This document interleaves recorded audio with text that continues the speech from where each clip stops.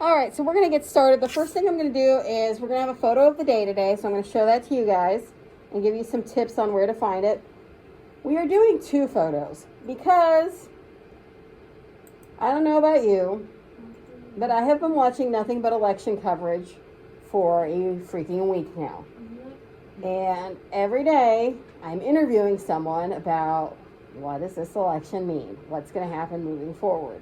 And as much as I am a politics junkie, I think everyone's just about getting sick of it. So we're going to have one political picture, and then we're going to have a feel-good picture. So you can get up to 6 points if you find out who took these pictures, okay? So your first picture is your political picture. It's Trump turtle. So what brought this picture about was Anderson Cooper was talking on his show and said this quote over here. That is the President of the United States. That is the most powerful person in the world. We see him like an obese turtle on his back, flailing in the hot sun, realizing his time is over. So this was a mural painted on a wall in Australia because Australia is very happy that the United States came to its senses in this election. And if you are interested in finding out who took this photo, I got it off the wire service called Reuters. Reuters.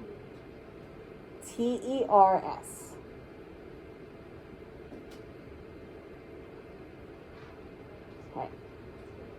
So that's your political picture. And then the second picture is your feel-good picture. This is Sammy the Seal. Sammy the Seal lives in Dorset, England. He lives on the beach there, and he is kind of like their local celebrity, their local mascot. Like everyone goes to the beach every day to see what Sammy's up to. So Sammy is a beloved icon. So Sammy the Seal, I got this off of Getty Images. Yep.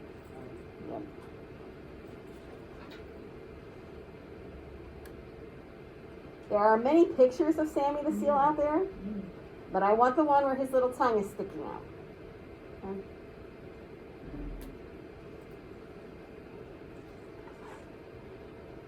All right, so that's your photo of the day.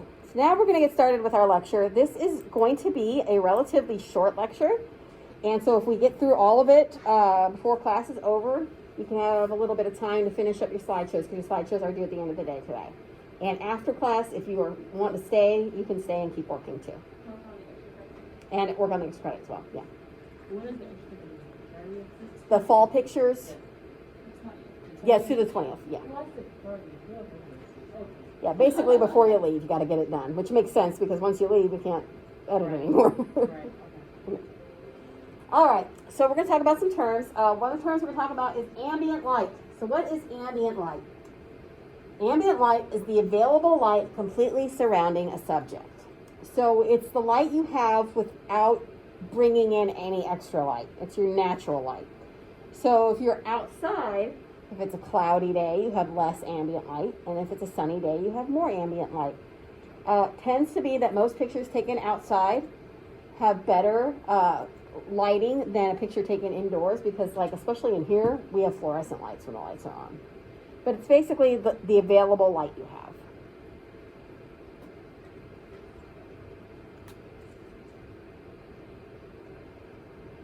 So ambient light can be indoors, and ambient light is if you go into a room and you turn on all the lights and lamps that you have. That is still ambient light. However, if you have a light on your camera or a flash on your camera or a lighting system that you bring in, that would not be ambient light. That would be added light. So ambient light can be found both indoors and outdoors. Sometimes you can have too much ambient light and you end up like the picture here on the left where it's overexposed. Looks really washed out. And then obviously if you don't have enough ambient light, you take an outdoor picture, you're going to get something that's underexposed and really dark.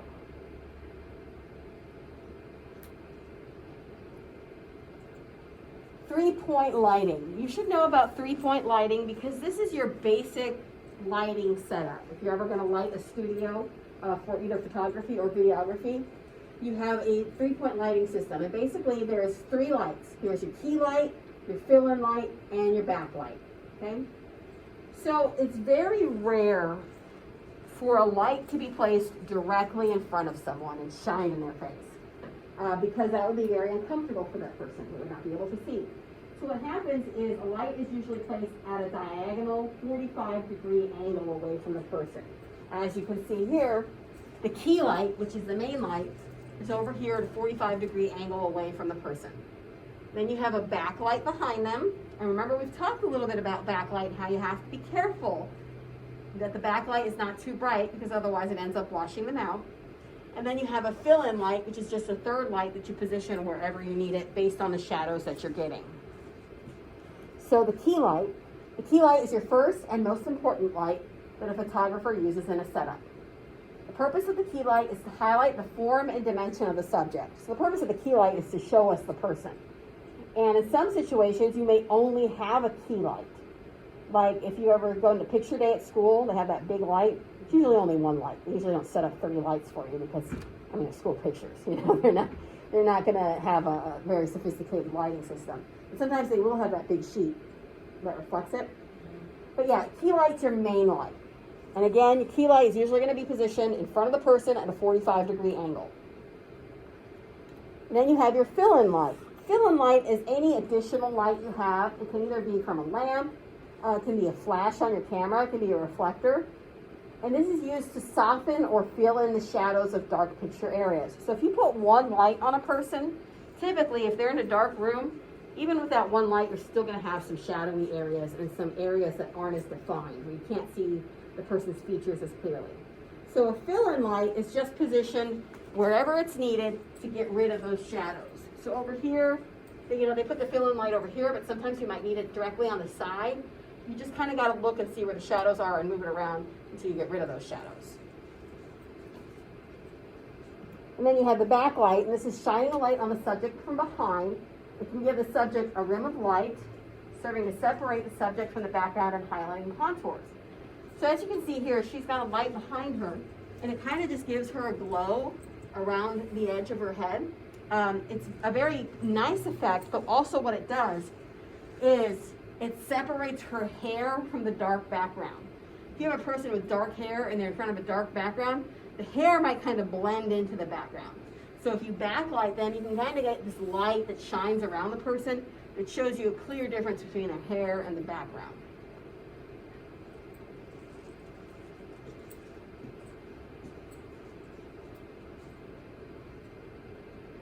Just be careful again with backlighting, because if you have too much backlight, you're going to wash them out. Aspect ratio. And that's basically the ratio of width to height in a photograph. And I'm sure you guys have all done this where you've ordered photos and you have to specify what size you want. So some of the common sizes of photos are 5:7, 8:10. And then you get your smaller 2:3. Some people like square photos, so they get 5:5. But there are different aspect ratios.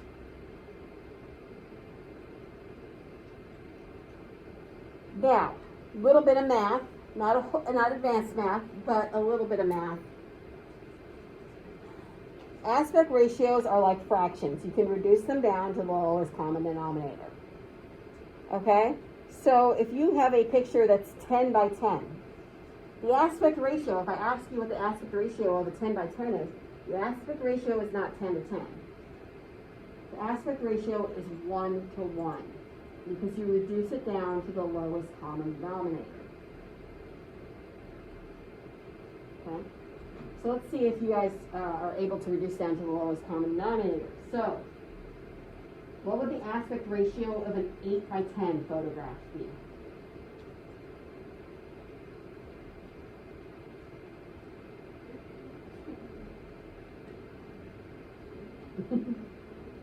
Okay, so let's divide them by 2, see what we get. So you take, because both 8 and 10 are divisible by 2. So for its 4/5, you can't get any lower than that. Right? There's no common denominator of that. So the lowest common denominator is 4 or 5. So an aspect ratio of an 8:10 photograph is 4:5. Same thing of 16:20. That's also 4 to 5 aspect ratio. Now, a 5:7 picture, you can't reduce that down any lower, so that aspect ratio is just 5:7. but you have to be able to reduce it down to the lowest common denominator. And I do have a little cheat sheet here for you that shows you some common photograph size and what their aspect ratio is when you do lower it down to the lowest common denominator.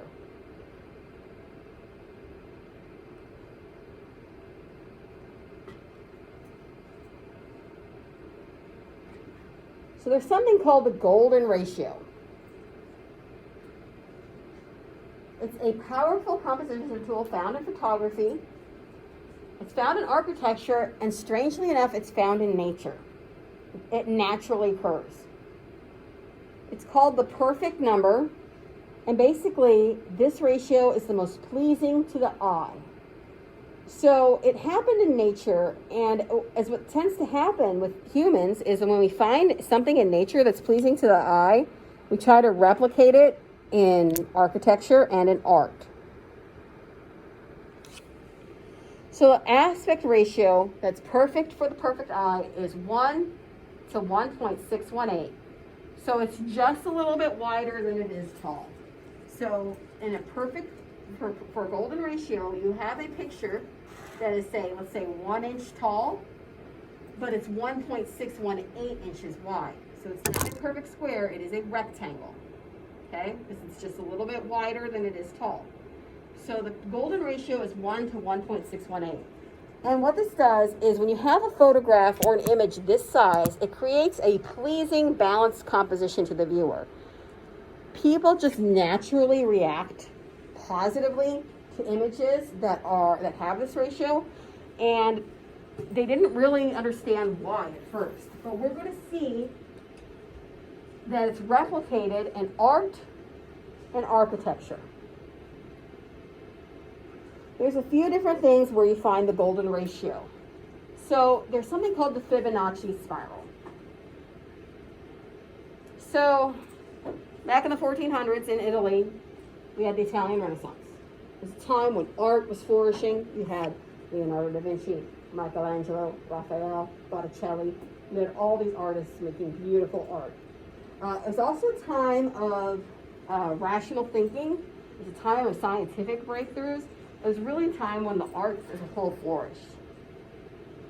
And one of the people that was around was Leonardo Fibonacci. He came up with a series of numbers that would produce an aesthetically pleasing composition. So he combined math and art. He said if we create art that has this golden ratio that uses these numbers, 1 to 1.618, people will like that art. It'll be pleasing to the human eye. And so what his spiral is really a series of squares, and each square is a golden ratio. Also, there's a series of diagonal points on each square that will create a path through which a spiral can flow. So it's a Fibonacci spiral, so you have squares and one spiral. It's best used for landscapes and wide shots. So we're going to look at the Fibonacci spiral. This is the Fibonacci spiral, okay? Notice you have squares. So you have all these squares. The thing that these squares share in common is they all have the same ratio that we talked about. This square, 1 by 1.618. This square, one side is 1, this side is 1.618. All these little squares, they're different sizes, but the ratio all boils down to 1.618. Okay? So there's all these squares, and in your smallest square is where your spiral starts, and then your spiral comes out to your biggest rectangle. Okay? So I'm going to show you some photos with the Fibonacci spiral over them, and you'll be able to kind of get an understanding for what it is.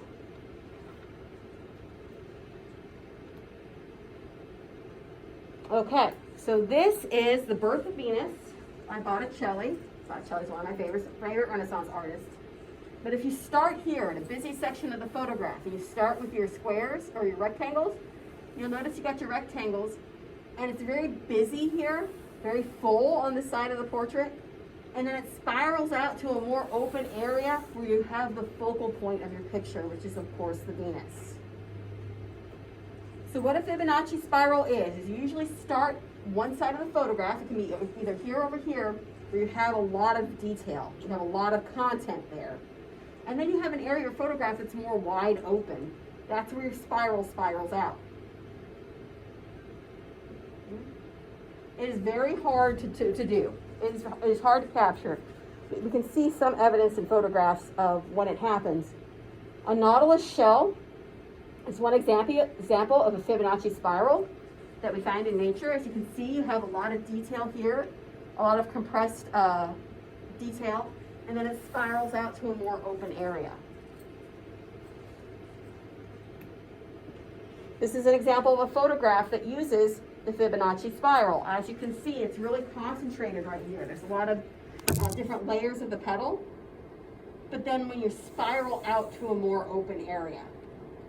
So one easy way to kind of capture the Fibonacci spiral is to use that rule of thirds, where you have one part of your photograph in the corner. So this would be, you know, if you put the grid over it, you could see right here would be where a line intersected. Put a bunch of detail in one corner of your photo, and then have the rest of the photo be an open area. Okay? So here's one picture I want to show you. This would be a very obvious example of the Fibonacci spiral that also uses the rule of thirds. This is why the rule of thirds is pleasing to the eye. It happens in nature. You have your Fibonacci spiral that starts over here, where all the detail is, and then it spirals out to this wide open area. Okay? You can see it here too, and again, looks just like rule of thirds.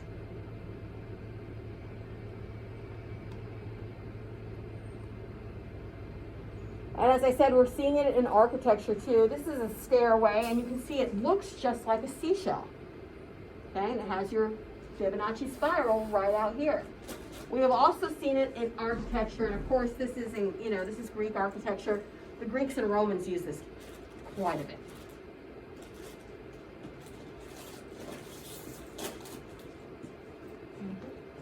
Okay. But yeah, we even see it in nature, even with an egg.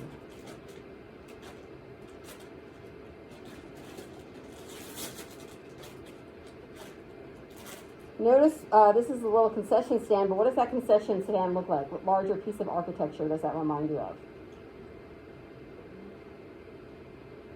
Think international, don't think United States.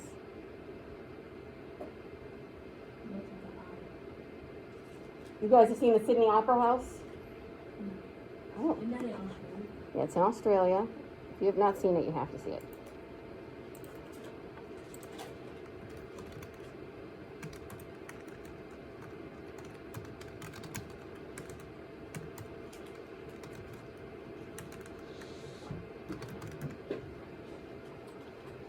Oh, here's that. Yeah, you guys have seen that.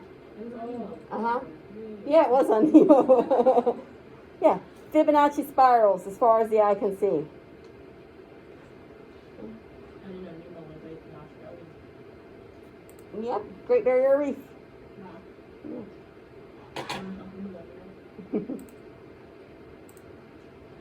So we can see it played out again and again in architecture. And then our rule of thirds, just naturally, when you employ the rule of thirds and you have an open space in your photograph, that gives you a Fibonacci spiral.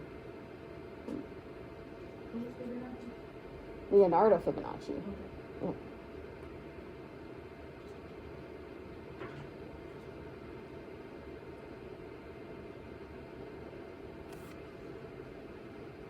So, I am not going to be mean and ask you to take a picture with the Fibonacci spiral because it's really hard to do to get the measurements exact. But what I will ask you to do is be able to identify the Fibonacci spiral, tell me what it is, what the idea is, what the golden ratio behind it is, and understand it that way. And it's one of those things that, like, once you see it pointed out to you, it becomes so obvious and so clear.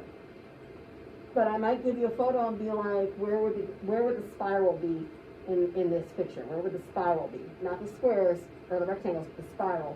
And again, the spiral is going to be in that open area of the photo.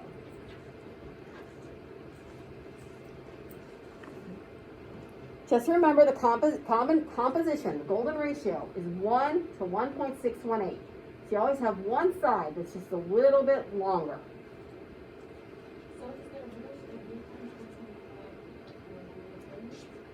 There is, the rule of thirds doesn't have to be quite as precise. It's not necessarily 1 to 1.618. And that's why I'm not going to have you take a Fibonacci spiral picture, because it's hard. It's hard to get that exact number down. But you can very often see it at play. And professional photographers use it quite a bit. And they often have cameras that will tell them this is where your Fibonacci spiral is. Line your stuff up here.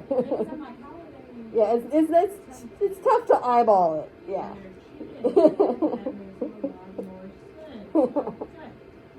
That's why some people pay $2,000 for a camera, you know?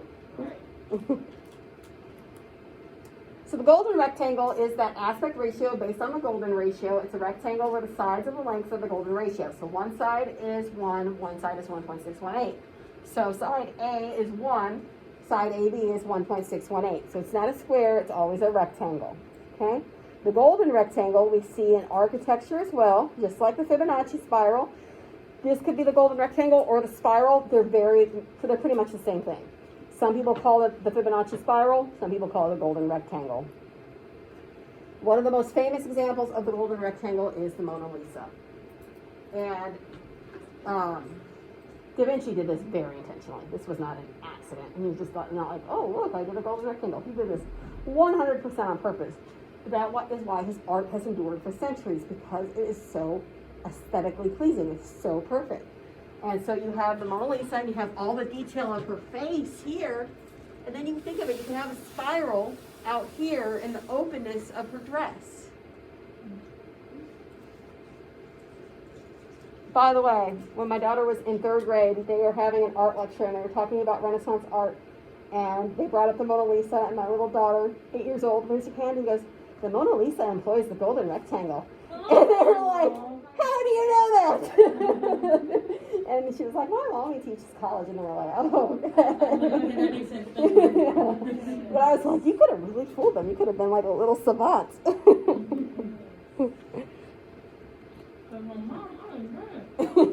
But as you can see, rectangle, Fibonacci spiral, same thing. Just 2 different names. But it both works the same way.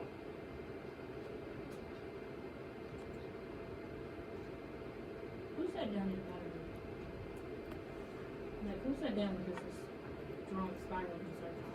We started to see it in Italian Renaissance. Leonardo Fibonacci was basically the one person that came up with this. But he came up with the idea by observing in nature what we see. And that's why I showed all those pictures of things we see in nature, like the egg, like the nautilus shell, like the rose. We see them played out in nature, and someone was like, we need to replicate this because this is beautiful. We like to look at nature because nature is just, whether it's by God or some crazy scientific explanation, it has created beauty. And so man, for centuries, has tried to replicate that. So I told you how the golden ratio and the rule of thirds is very similar. Well, get this. Just like we had a rule of thirds grid, there's something called a phi grid.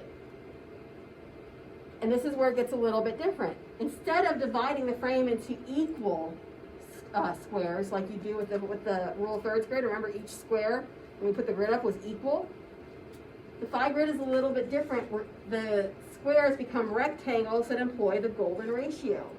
So it's 1 to 1.618. So you get a result of lines that are much closer to the middle of the frame. It's more squished down.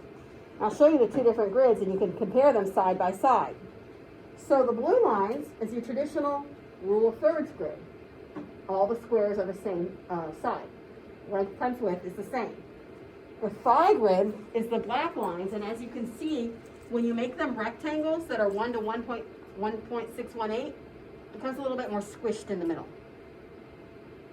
It's a little more compressed down. And like I said, you have a fancy camera, and it can throw up a rule of thirds grid for you, or a phi grid for you, and help you get those perfect ratios. So this is not a rule of thirds photo. It's a photo that uses the phi grid. Very similar. And you can see out here where your spiral would be in this open area of blue sea. But it's a little bit more condensed in the middle. There's a little bit more detail in the center of the photograph.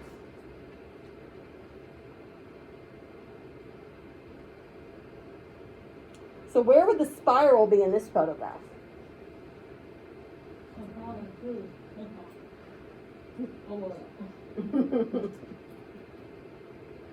So it's going to always be in those open areas. So you get the sky there.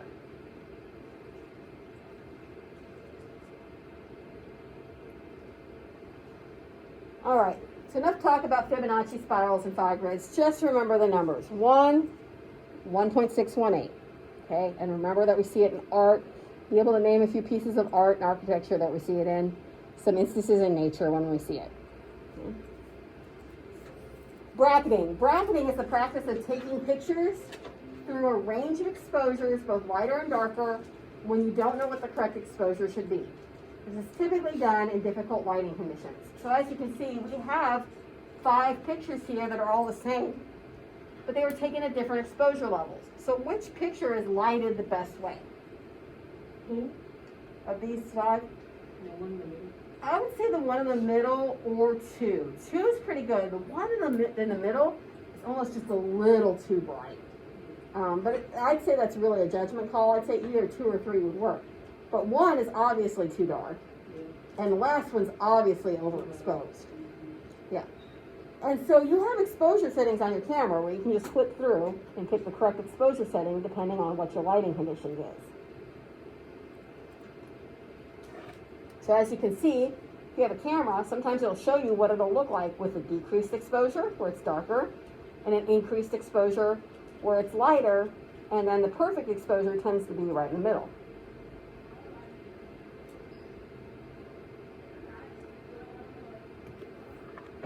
This is an exposure compensation dial. This is what allows you to change your exposure.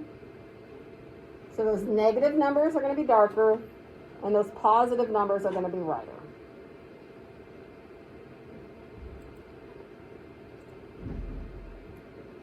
And then we have the practice of dodging and burning. So if you dodge a photograph, if someone is like in a dark room and they're like, I got to dodge this photo, what they're doing is lightening the photograph up. So when they took the photograph, they didn't have a lot of light. It was too dark. So there is a way you can compensate that, both in photo editor or in the old-fashioned way in a dark room, where you could give more light to the picture. That was called dodging. The opposite is burning. Burning is when you darken areas of a photograph because it was too bright. So this is done during printing in the dark room.